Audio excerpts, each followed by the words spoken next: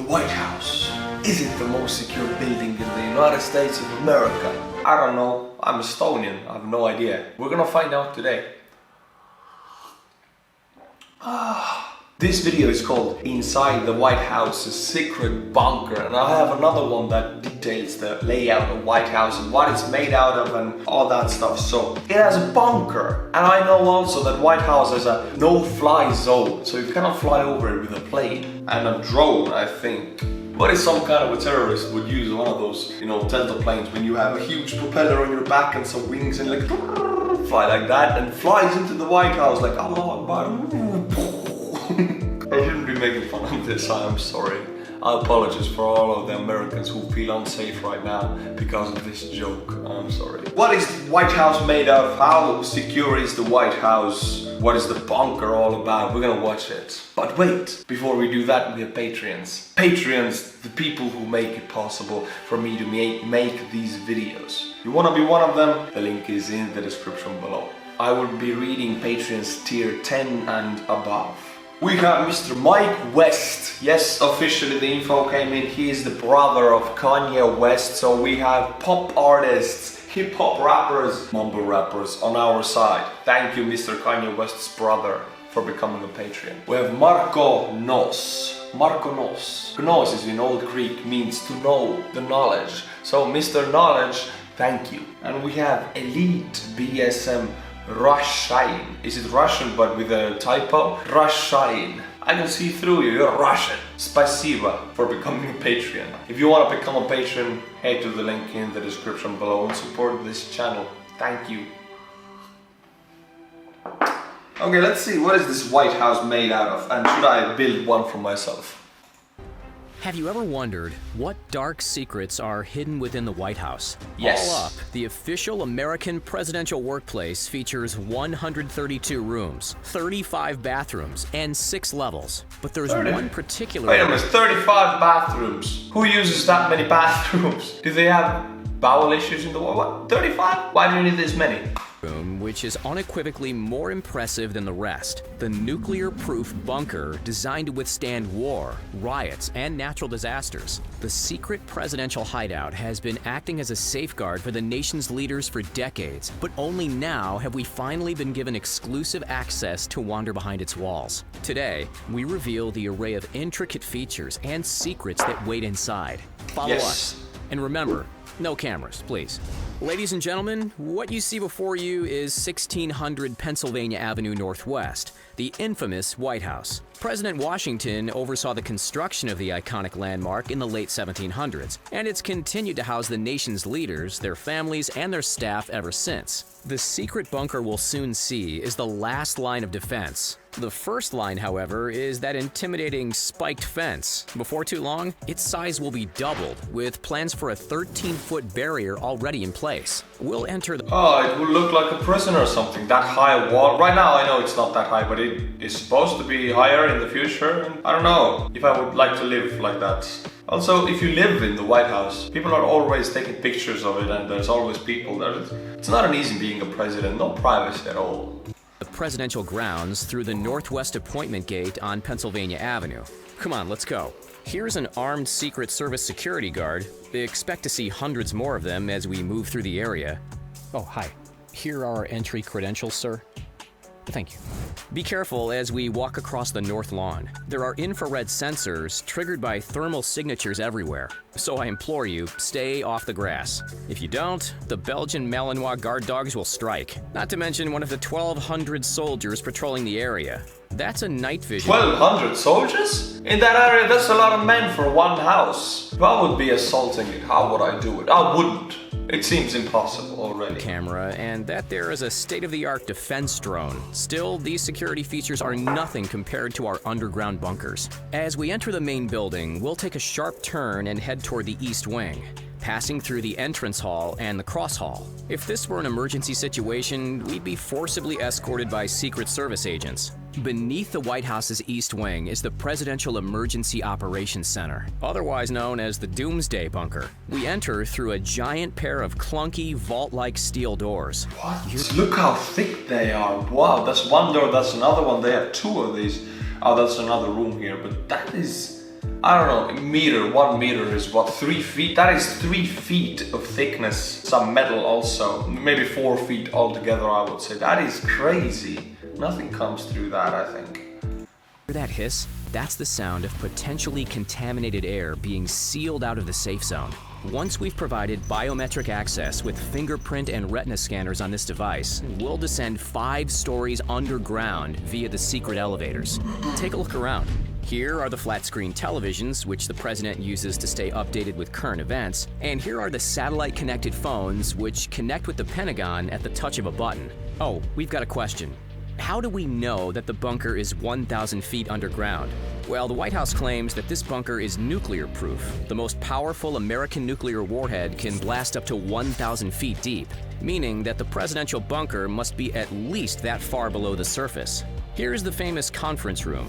Recognize any? Wait, 1,000 feet? 1,000 feet? That's 300 meters! Wow! Do you have a fridge? Do you have cereal, breakfast food? You have internet down there? Come on, that is very deep. Here's the famous conference room. Recognize anything? At this long oval table sat Bush and Cheney in the aftermath of September 2001. If you don't recognize the table, you'll surely recognize the president. They have cookies! Look, the Doomsday Bunker has cookies! I officially want to be the president of the United States of America because I like cookies. I want those cookies on my table when I'm controlling the world, my friends. They have coffee with thermoses, they have old school phones, they have, what else do they? A lot of paper and pens. Well, the rest of it is boring, but the cookies I love. So yeah, let's decide it. Can I be a president, please?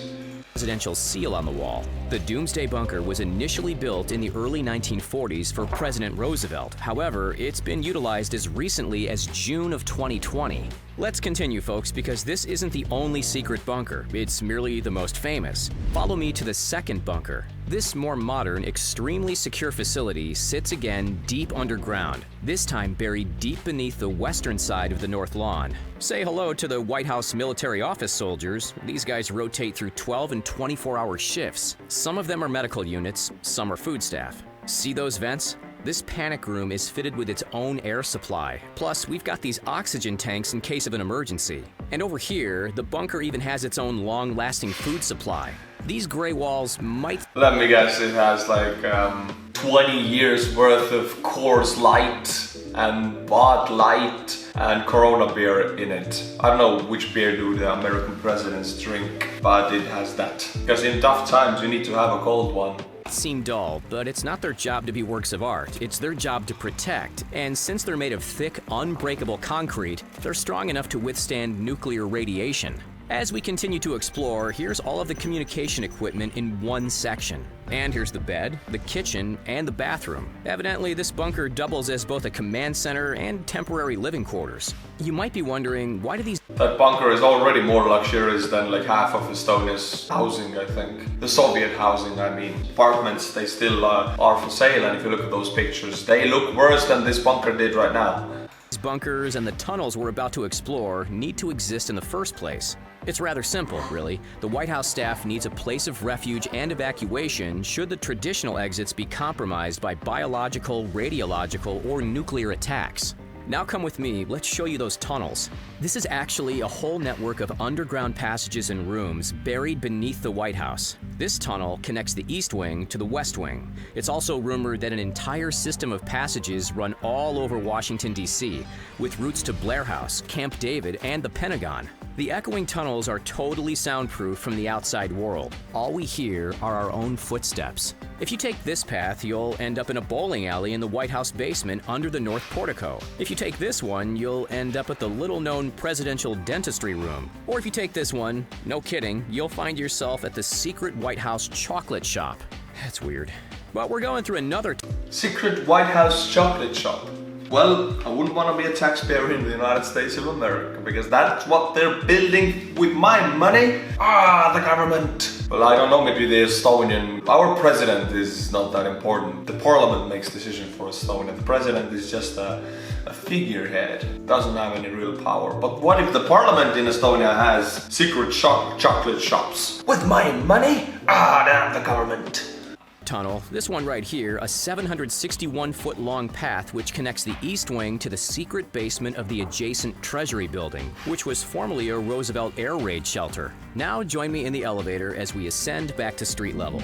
And just like that, we've managed to sneak out of the White House completely unseen. Cool! But not cool enough, I have one more video for you guys that I think details more of the on-ground parts of the White House. Not the underground ones, but what is it inside the house. And I hope I will see some of its air defenses also. It's supposed to have anti-air missiles built into the White House. This is crazy. Anybody flying over the White House will be shot down immediately. That is cool. I should do that with my own home in the future.